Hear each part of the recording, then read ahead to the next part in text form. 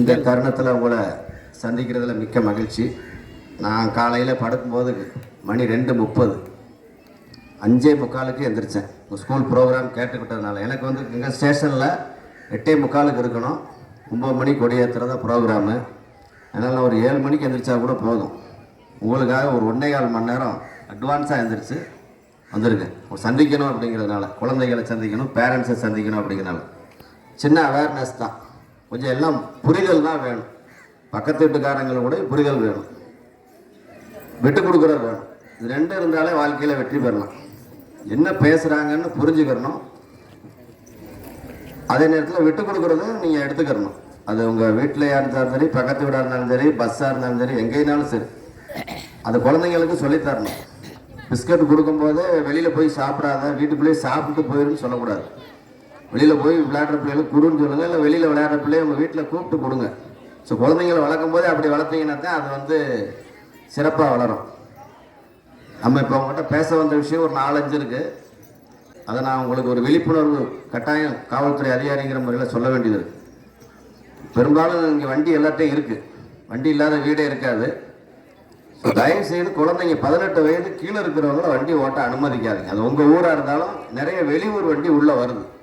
So விபத்து நடந்துச்சுன்னா அதனுடைய விளைவுகள் வித்தியாசமாக இருக்கும். ஒரு நபர் ஒரு குடும்பத்தில் இல்லை அப்படின்னா அதனுடைய விளைவு என்ன அப்படிங்கிறது அந்த குடும்பத்துக்கு அதுக்கு பின்னால் தான் தெரிய வரும். ஸோ தயவு செய்து திரும்ப சொல்கிறோம், இருசக்கர வாகனம் வச்சுருக்கக்கூடிய பேரண்ட்ஸு, குழந்தைங்க யாராக இருந்தாலும் சரி, தயவு செய்து வண்டியை ஓட்டுறதுக்கு அனுமதிக்காதீங்க. உங்களை இறக்கி விட சொல்லியோ, கூட்டிகிட்டு வர சொல்லியோ, கடைக்கு போய் ஜாமான் வாங்க சொல்லியோ. இன்னும் லைசன்ஸ் வந்து 18 வயசு முடிஞ்சால் தான் எடுக்க முடியும். லைசன்ஸ் இல்லாமல் ஒரு விபத்து ஆச்சுன்னா அது பேரண்ட்ஸுக்கும் கேஸ் உண்டு. அதில் இறப்பு வழக்காக இருந்தால் 2 வருஷம் தண்டனை, 25,000 ரூபா அவதாரம். இந்த மாதிரி கடுமையாக இப்போ கொஞ்சம் சட்டத்தை மாற்றிருக்காங்க. ஸோ அதனால் நம்ம இது பள்ளிக்கூடம் ஒரு சுதந்திர தினம், நம்ம வந்து அதை ஒரு இன்றைக்கி ஒரு உறுதிமொழியாக எடுத்துக்கணும். இப்போ குழந்தைங்க எல்லாம் ஒரு உறுதிமொழி சொன்னாங்க. நம்ம அதெல்லாம் எல்லாம் கரெக்டாக அதே மாதிரி ஃபாலோ பண்ணுறீங்களா? எல்லாரையும் போங்க வாங்கன்னு பேசுகிறீங்களா? குழந்தைங்க தான் பதில் சொல்லணும். உறுதிமொழி சொன்னீங்கல்ல, பெரியவங்களை மதிப்போம், ஆசிரியரை மதிப்போம், உதவி செய்வோம், நிறைய சொன்னீங்களே, மனப்பாடமாக வப்பிச்சிங்களே, நடக்குதா? வீட்டில் அப்படி தான் இருக்கீங்களா? இருந்தால் ரொம்ப சந்தோஷம், ரொம்ப சந்தோஷம். நிறைய வந்து வீட்டில் வந்து அம்மா சொல்கிறதே கேட்குறது, ஆமாம் நீங்கள் சும்மா வேலையை பார் அப்படின்னு சொல்கிறது. பேரண்ட்ஸை மதிக்காமல் மீறி சேட்டை பண்ணுறது, அந்த மாதிரிலாம் இருப்பீங்க. அதனால் அந்த வண்டி ஓட்டுறது அதுதான் சொல்ல வரணும். வண்டி ஓட்டுனீங்கன்னா கண்டிப்பாக விபத்து நடந்துச்சுன்னா சிக்கல் உங்களுக்கும் உண்டு, உங்கள் பேரண்ட்ஸுக்கும் உண்டு, நடந்து போகிற மற்றவங்களுக்கும் உண்டு. ஸோ போன வருஷம் இந்த காவல் நிலைய சரகத்தில் இந்த 7வது மாதம் வரைக்கும் 4 விபத்து வழக்குகள் நடந்து 4 பேர் தான் உயிரிழந்தாங்க. நடப்பு வருஷத்துல தான் அதுவும் ஒன்று.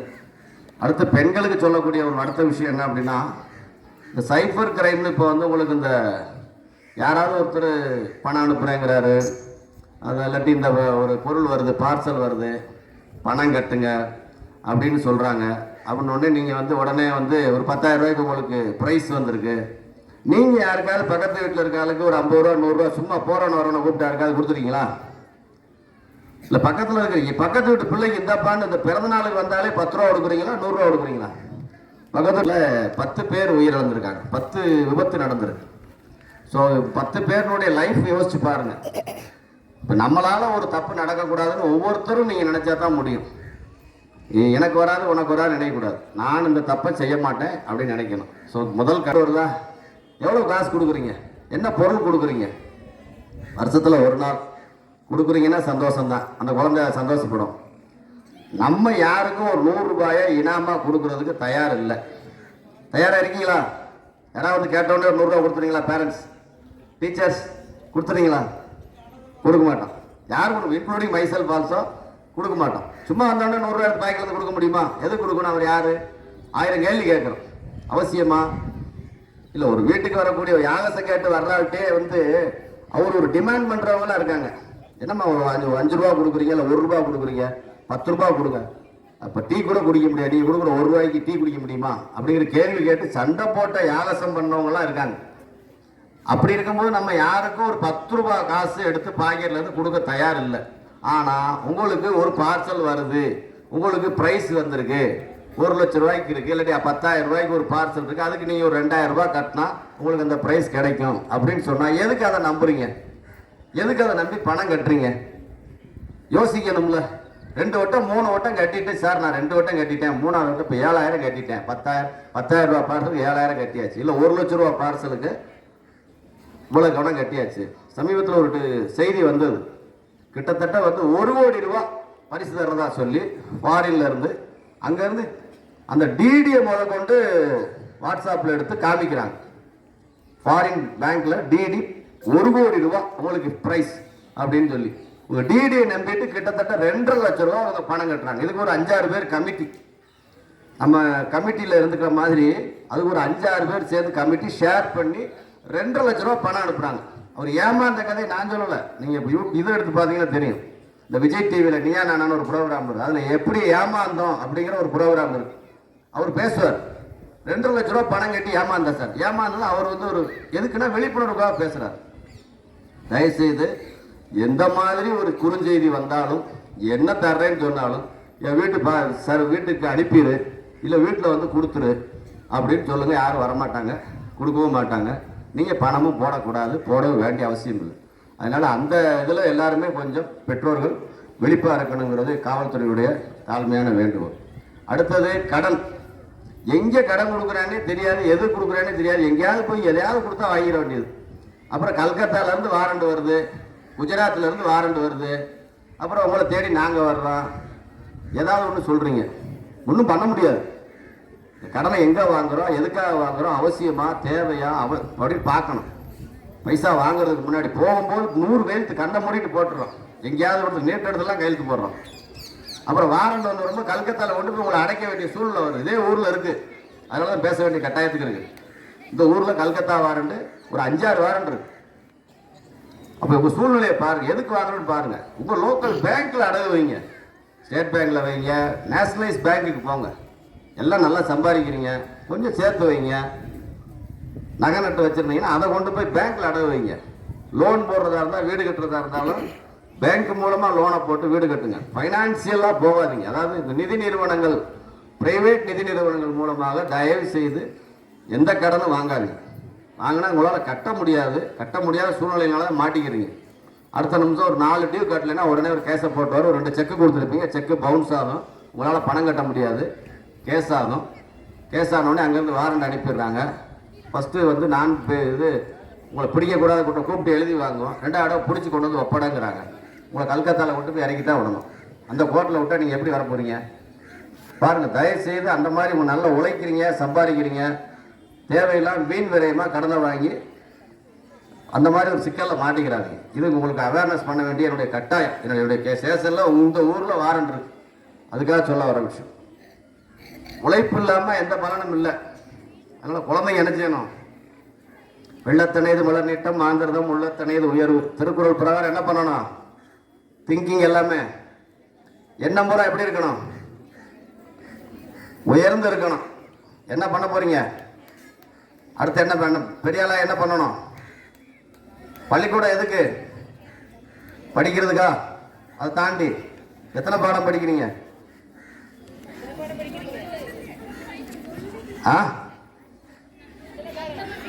ரைட்டு. 5 தாண்டி வேற என்ன பாடம்லாம் படிக்கிறீங்க? இதெல்லாம் வந்து ரெகுலர் பாடம். வேற என்ன பாடம் படிக்கிறீங்க? ரைட்டு. சரி, நடைமுறை வாழ்க்கைக்கு உண்டான பாடம் என்ன படிக்கிறீங்க? உங்க வீட்டில் என்ன பாடம் படிக்கிறீங்க? ஒரு டைம் இருக்கா எந்திரிக்கணும்ன்றதுக்கு? வீட்டில் சொல்றாங்களா? நேரம் தவறாம இருக்கா? பஞ்சுவாலிட்டி. காலைல 6 மணிக்கு எந்திரிக்கணும்னு சொல்றாங்களா, இல்லை 7 மணிக்கு எந்திரிக்கணும்ன்றாங்களா? சரி, ஏதோ ஒவ்வொரு வீட்டில் ஒரு மாதிரி எந்திரிக்கணும். எந்திரிச்சு எல்லாம் பெட்டை மடிச்சு வைக்கிறது எத்தனை பேர்? எத்தனை பேர் பெட் காப்பி குடிக்கிறது? எத்தனை பேர் சாப்பிட்ட தட்டை எடுத்து கொண்டு போய் திருப்பி வைக்கிறீங்க? எத்தனை பேர் சாப்பிட்ட தட்டை கழுவி வைக்கிறீங்க? இன்னைக்கு வரைக்கும் நான் செஞ்சுட்டு இருக்கேன். ஏன்னா வீட்டில் ஆள் கிடையாது, நானா சாப்பிட்டு நானா தலைக்கு தான் வைக்கணும். அதனால உங்க வேலையை நீங்க செஞ்சு பழகுங்க. என் வீட்டில் ஆள் இருந்தாலுமே என்னோட ட்ரெஸ்ஸை நான் தான் துவைச்சிக்கிறேன். வீட்டில் வந்தாலும் சரி வராட்டாலும் சரி, இப்போ வரைக்கும் நானே துவைப்பேன், நானே அயன் பண்ணுவேன், வெளியில் கொடுக்க மாட்டேன். என்னுடைய வேலையை நான் செஞ்சுக்கிறேன், வெளியில் கொடுத்துடலாம், ஒன்றும் பெரிய விஷயம் கிடையாது. ஸோ டிசிப்ளினை வீட்டில் இருந்தே பழகணும். ஸ்கூலில் மேற்கொண்டு படிக்கணும். 9 மணிக்கு ஸ்கூலுக்கு வரணும் இருக்கா, ஒரு டைம் இருக்கா? லேட்டாக வந்தால் என்ன சொல்கிறாங்க மிஸ்ஸு? வெளியே நிப்பாட்டுறாங்களா? ஏதாவது ஒன்று சொல்கிறாங்களா? அப்போ என்னாச்சு? இப்போ எல்லாம் ஒரு மாஸ் ட்ரில் பண்ணீங்களா? எதுக்காக ஒரு ட்ரில் பண்ணீங்களா? அது என்ன இருந்துச்சு? ஒற்றுமை இருந்துச்சா? அது இருந்தால் தான் அந்த ட்ரில் அழகு. எதுக்கு அந்த ட்ரில்லு? எல்லாம் ஒற்றுமையாக இருக்கணும். யூனிஃபார்ம் எதுக்கு? வேறுபாடு இருக்கக்கூடாது. ஒருத்தருக்கு ஒருத்தர் பணக்காரன் ஏழை அப்படிங்கிற வேறுபாடு பள்ளிக்கூடத்தில் இருக்கக்கூடாது. எல்லாம் சமம். இதெல்லாம் நீங்கள் எடுத்துக்கிறணும். இதெல்லாம் வாழ்க்கை கல்வி யூஸ் பண்ணணும். இது மட்டும் நீங்கள் படிக்கிற 5 பாடம் மட்டும் பாடம் கிடையாது. இது எல்லாத்தையும் எங்கேருந்து? வீட்டிலேருந்து படிக்கணும், பள்ளிக்கூடத்துலேருந்து படிக்கணும். இதெல்லாம் அடிஷனலாக படிக்கணும். ஒற்றுமையாக இருக்கணும், சகோதரத்துவமாக பழகணும் அப்படிங்கிறதெல்லாம் வாழ்க்கையில் ரொம்ப முக்கியமான கல்விகள். இருந்தால் தான் வர முடியும். நீங்களும் இந்த இடத்துக்கு வரலாம், எல்லாரும் வரலாம். பட் ஆனால் என்ன? அந்த டிசிப்ளின் இருக்கணும், பஞ்சுவாலிட்டி இருக்கணும், ஒற்றுமை இருக்கணும், விட்டு கொடுத்தல் இருக்கணும், உழைப்பு இருக்கணும். அதெல்லாம் தாண்டி உழைப்பு இருக்கணும். உழைக்க விளையாட்டு கிடையாது தம்பி. அங்கே விளையாண்டுட்டு இருக்கக்கூடாது. என்ன சொல்கிறாங்கன்னு காதில் வாங்கி வச்சுக்கோ. கொஞ்சோண்டு உரம் போட்டு போகிறோம், இல்லை விதை போட்டு போகிறோம். எனக்கு ஒரு மரம், ஒரே ஒரு விதை முளைச்சா கூட சந்தோஷம்தான். இல்லைனாலும் அதுவும் தரைக்கு உரமாக போகும். அதனால் உங்கள் வாழ்க்கையில் நீங்கள் முன்னேறணுங்கிறதா எங்களுடைய நோக்கம். அடுத்ததாக இந்த குழந்தைகளுக்கு உண்டான குட் டச் பேட் டச் சொல்கிறாங்களா ஸ்கூலில்? யார் என்ன செய்யணும், எங்கே தொடணும், எப்படி அப்படிங்கிறது. உங்கள் வீட்டில் ஆள் இருந்தால் எல்லாரும் ரூமில் நிப்பாட்டி ஓப்பன் ஹாலில் ட்ரெஸ் மாற்றுறீங்களா? கிடையாது. அப்போ என்ன செய்யணும்? நம்மளுக்குன்னு ஒரு ரூமுக்கு போகிறோம், டாய்லெட் போயிட்டு வந்தால் கதவை அடிச்சுக்கிறோம், குளிச்சுட்டு வந்தால் ட்ரெஸ் மாற்றும் போது வெளியில் தம்பி நின்னாலும் சரி, அண்ணன் நின்னாலும் சரி வெளியே போட்டு சொல்கிறோம். இல்லை ஆம்பளை பசங்களாக இருந்தாலும் ஜட்டி போடும்போது அக்கா நிற்கிறா, தங்கச்சி நிற்கிறான்னா ஜட்டி போடுறையா? அக்கா தங்கச்சி முன்னாடி ஜட்டி போட்டு நிற்கிறீங்களா? வெளியே போய் சொல்லிடுறோம், இல்லை ஒதுங்கிக்கிறோம், எந்த ஒரு பக்கம் ஒரு மறைவாக போகிறோம். ஸோ எல்லாமே பண்ணுறோம். ஸோ அப்படி இருக்கும்போது வீட்டுக்குள்ளே நம்ம வேறுபாடு, பாலின வேறுபாடு, ஆண் பெண்ணுன்னு பார்க்குறோம். நம்ம அதுக்கு வெக்கப்படுறோம். இவங்க அதை பார்க்கக்கூடாது, இவங்க இதை தொடக்கூடாது அப்படிங்கிறத நம்ம வீட்டில் இருந்தே படிச்சுட்டோம். இப்போ வெளியில் வரும்போது அதை எதுக்கு நம்ம அனுமதிக்கிறோம்?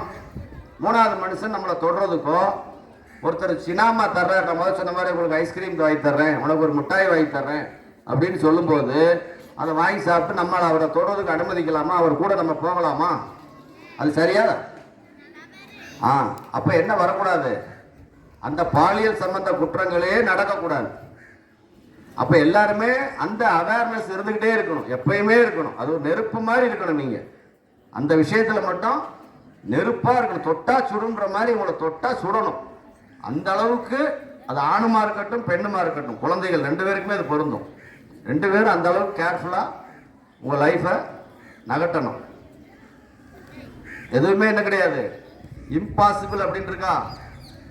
நெப்போலியன் ஒரு வார்த்தை சொல்லியிருக்காரு. என்ன சொல்லியிருக்காரு? Impossible is a word to be found only in the dictionary of fools. முட்டாள்களினுடைய அகராதியில் தான் முடியாது என்ற வார்த்தை உள்ளதாக சொல்லியிருக்காரு. இப்போ முடியாதுங்கிறதே கிடையாது. நீ என்ன நினைக்கிறீங்களோ இன்னைக்கு எழுதி வச்சுக்கணும். வீட்டில் போய் செவத்தில் நான் என்ன படிக்க போகிறேன், என்ன வேலைக்கு போக போகிறேன் அப்படிங்கிறத குழந்தைங்க எழுதி வச்சுக்கணும். பேரண்ட்ஸ் அது கோஆப்ரேட் பண்ணணும், படிப்புக்கு உதவி பண்ணணும். செல்ஃபோனை கொடுத்துட்டு அங்கிட்டு போய் உட்காந்து தொந்தரவு பண்ணாத, நான் நாடகம் பார்க்கணும் தான், நீ அங்கிட்டு போய் செல்ஃபோனை வச்சுட்டு நான் இங்கிட்டு நாடகம் பார்க்குறேன் அப்படின்ட்டு அவங்கள குழந்தைங்களை அங்கிட்டு ஓரமாக ஒதுக்கிட்டு நீங்கள் உட்காந்து நாடகம் பார்க்கக்கூடாது. சாயங்காலம் 7 மணி ஆச்சுன்னா 10:30 மணி 11 மணி வரைக்கும் நாடகம் டிவியில் ஓடத்தையும் செய்யும். உங்கள் பிள்ளைகளுடைய எதிர்காலத்தை நீங்கள் பார்க்கணும், படிக்கிறாங்களான்னு பார்க்கணும், ஸ்கூல் விட்டு டயத்துக்கு வர்றாங்களான்னு பார்க்கணும், ஏன் லேட்டு கேட்கணும். சனி ஞாயிறு காலையில் சீக்கிரமாக எழுப்பணும், வழக்கம் போல் எழுப்பணும். மதியம் சாப்பிட வீட்டுக்கு வர்றாங்களான்னு பார்க்கணும். நம்ம ஊரில் தான் இருப்பாங்க. மதியம் சாப்பிட்றாங்களா, சாயங்காலம் 6 மணிக்கு கரெக்டாக வீட்டுக்கு வந்துடுறாங்களா, படிக்கிறாங்களா, இதெல்லாம் கேட்க வேண்டியது பெற்றோருடைய கடமை. அதுக்கு நீங்கள் கொஞ்சம் நீங்களும் டிசிப்ளினாக இருக்கணும். தொழில் கடுமையான தொழில் பண்ணுறாங்க ஆண்கள், கொஞ்சம் குடி அதை மாற்றணும். ட்ரக்ஸுக்கு எடுத்து வர்றேன் நான். குடியும் போதை தான், ட்ரக்ஸும் போதை தான். ட்ரக்ஸ் மீன்ஸ் கஞ்சா, வேற அந்த உங்கள் ஊரில் நிறைய விற்கிறாங்க, இந்த பாக்கெல்லாம் நிறைய கடையில் விற்கிறாங்க. அதனால் அது எல்லாமே கெடுதல்னு எல்லாருக்கும் தெரியும். தெரிஞ்சிருந்து அதை செய்கிறோம். நம்ம தெரிஞ்சிருந்து பண்ணுற தப்பு இந்த குடி, இந்த நோயை நம்மளே விலை கொடுத்து வாங்குகிறோம். ஸோ அரசாங்கத்தில் எல்லாமே இருக்குது, மருத்துவக் கல்லூரி இருக்குது, அனைத்து கல்லூரி இருக்குது, எல்லாம் திறந்துருக்கு. ஆனால் அதுக்கு நம்ம போகிறதில்ல. ஆனால் இப்போ கொஞ்சம் நிறைய பாஸ்போர்ட்டு கப்பலுக்கு வேலைக்கு போகிறாங்க அப்படிங்கிற மாதிரி நிறைய படித்தவங்களாம் கொஞ்சம் வர்றாங்க. ஸோ எல்லாம் வரணும். தொழில் ஒரு பக்கம் போகட்டும். தொழில் பண்ணுற விருப்பம் இருக்கிறவங்க தொழில் பண்ணுங்கள். தொழிலில் விருப்பம் இல்லாதவங்க வெளியில் போகிறவங்கிறவங்க கொஞ்சம் கேஸ் இல்லாமல் பார்க்கணும். முதல் சொன்ன மாதிரி விட்டு கொடுத்தல் இல்லைன்னா இருந்துச்சுன்னா கேஸ் இருக்காது. நிறைய கேஸ் வருது மணப்பாட்டில். இப்போ நான் வந்ததுக்கு முன்னாடி கேஸ் பெட்டிஷன்ஸ் நிறைய வருது, கேஸ் வருது. கேஸ் வந்தால் எஃப்ஐஆர் ஆகும், கம்ப்ளைண்ட் ஆனால் எஃப்ஐஆர் ஆகும். எஃப்ஐஆர் ஆனால் அப்புறம் அவங்க மேலே வழக்கு பதிவு செய்யப்படும். நீங்கள் லைசன்ஸ் எடுக்க முடியாது. சாதாரணமாக ஒரு டிரைவிங் லைசன்ஸ் எடுத்து ஆட்டோ ஓட்டுறது கூட முடியாது. ஆண்களாக இருந்தாலும் சரி, பெண்களாக இருந்தாலும் சரி. வெளிநாடு போகிற பாஸ்போர்ட் வாங்க முடியாது. அவ்வளோ சிரமங்கள் இருக்குது. ஸோ அதனால் தயவுசெய்து எல்லாம் ஒற்றுமையாக இருங்க. ஒரே ஊர், ஒரே இனம், ஒரே ஜாதி, ஒரே சாமி. ஆனால் அதில் ஒரு 2 பிரிவு இருக்குது, அதை விட்டுச்சுங்க, அது ஓரமாக, அதை இப்போ அதை பேச வேண்டாம். ஆனால் வேறு யாருமே உள்ள கிடையாது.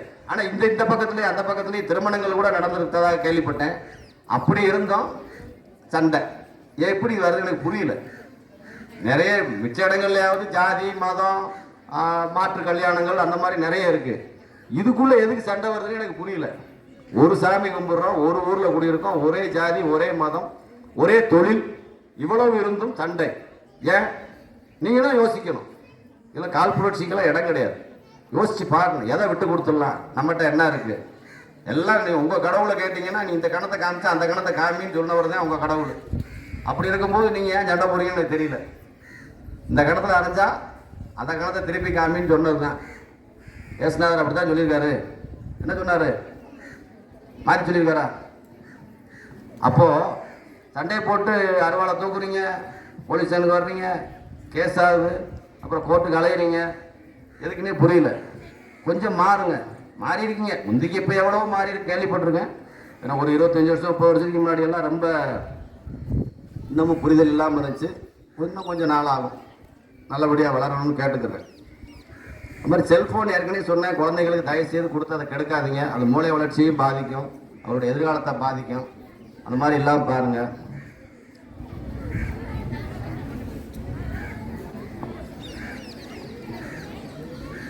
ரோட் டிராஃபிக் சொல்லிட்டோம், ட்ரக்ஸு சொல்லிட்டோம், சைபர் கிரைம் சம்மந்தமாக சொல்லிட்டோம், குழு கடனையும் சொல்லிட்டோம். ஸோ தயவுசெய்து இந்த மாதிரி இனிமேல் இந்த ஊரில் இருந்து நம்ம சொன்ன அவேர்னஸ் சம்மந்தமாக இருக்கக்கூடாது. குறிப்பாக இந்த பாக்குக்கு விற்கிறவங்க, கடையில் இருக்கிறவங்களாம் கொஞ்சம் தயவுசெய்து விற்கிறத நிப்பாட்டுங்க. குடி தவிர்க்க முடியாத பட்சத்தில் கொஞ்சம் கொஞ்சமாக குறைக்க பாருங்கள். குழந்தைங்க வீட்டில் இருக்கிறவங்க அம்மா அப்பாட்ட சொல்லி குறைக்க பாருங்கள். பணத்தை சம்பாதிங்க. ஒரு நாளைக்கு 200 ரூபாய்க்கு குடித்தாருன்னா ஒரு மாதம் 6000 ரூபா, வருஷத்துக்கு 72,000 ரூபா. 10 வருஷம் 20 வருஷம் குடித்தாருன்னா 15 லட்சம் 20 லட்சம் ரூபா. அப்போ எவ்வளோ லாஸ்ன்னு பாருங்கள். ஒரு நாளைக்கு 200 ரூபாய்ங்கிறது கம்மியாக தெரியுது. 10 வருஷம் பார்க்கும்போது 7 லட்சம் 8 லட்சம் வருது.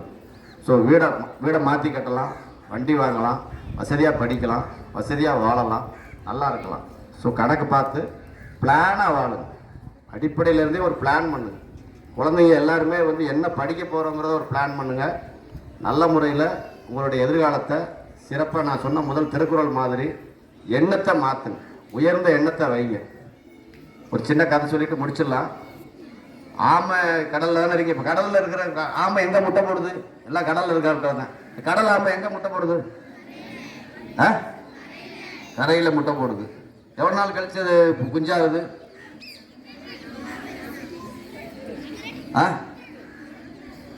சரி, கோழி எங்கே இருக்கு? கோழி எங்கே முட்டை போடுது? கோழி வளர்க்குறீங்களா? யாராவது வளர்க்கல? சரி, பரவாயில்ல. வளர்க்க தெரிஞ்சால் வீட்டில் வச்சு வளர்ப்பாங்க. வீட்டில் முட்டை போடும், இல்லை பக்கத்தில் எங்கேயாவது ஒரு இதுக்குள்ள முட்டை போடும், எடுத்து கொண்டு அடகாக்கிறதுக்கு வைப்பாங்க. ஒரு 21 நாள் கோழி ஒரே இடத்துல அந்த முட்டைக்கு அடியிலே படுத்து கிடந்து அந்த குஞ்சு பொரிக்கும். ஆனால் ஆமை அப்படி கிடையாது. கடல்ல இருந்து வெளியில் கரையில் முட்டையை போட்டு போயிடும். திரும்பி கடல் ஆமையை திரும்ப அது அந்த இடத்துல இருந்து எடுக்குது. இல்லை அங்கேருந்து மேனிக்கு அதனுடைய அந்த எண்ணெய் அலைகள் எப்படி நம்ம டிவி சேனலில் சன் டிவி வைக்கிறோம்னு சொன்னோன்னே எங்கேருந்தோ ஒளிபரப்புறார், நம்ம வீட்டுக்குள்ளே சன் டிவி தெரியுதோ இல்லை விஜய் டிவி தெரியுதோ, அதே மாதிரி இந்த முட்டையை பொறிக்க வைக்கிறது அதனுடைய எண்ணம், ஆமையினுடைய எண்ணம்.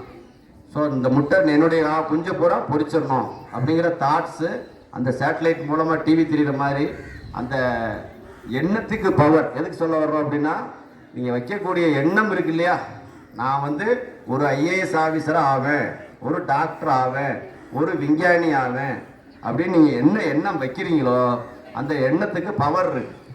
அதனால தான் உங்களுடைய எண்ணத்தை உயர்ந்த எண்ணமாக வைங்கன்னு இன்னைக்கு சொல்லலை, திருவள்ளுவர் அன்னைக்கே சொல்லிட்டு போயிட்டார். எத்தனையோ ஆண்டுகள் 2000ன்றாங்க, 3000ன்றாங்க, 5000ன்றாங்க, அதுக்கு இன்னும் ஒன்றும் சரியான விடை இல்லை. ஸோ அதனால் உயர்ந்த எண்ணங்களில் வைத்து சிறப்பாக வந்து படித்து எல்லாரும் சிறப்பான ஒரு இடத்துக்கு வரணும்னு கேட்டுக்கிறேன். பேரண்ட்ஸும் அதுக்கு கொஞ்சம் ஒத்துழைப்பு கொடுக்கணும். உங்கள் குழந்தையினுடைய முன்னேற்றம் தான் உங்களுடைய எதிர்காலம், உங்களுடைய வாழ்க்கை.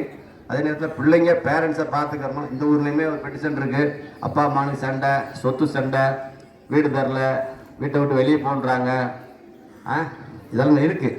ஸோ எதுக்கு வருதுன்னு பாருங்கள்.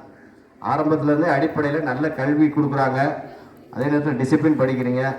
சிறப்பான ஒரு எல்லாரும் ஒரு எதிர்காலத்தை அடையணும்னு இந்த தருணத்தில் கேட்டுக்கிட்டு இந்த இனிய வாய்ப்புக்கு நன்றி கூறி விடைபெறுகிறேன். நன்றி, வணக்கம்.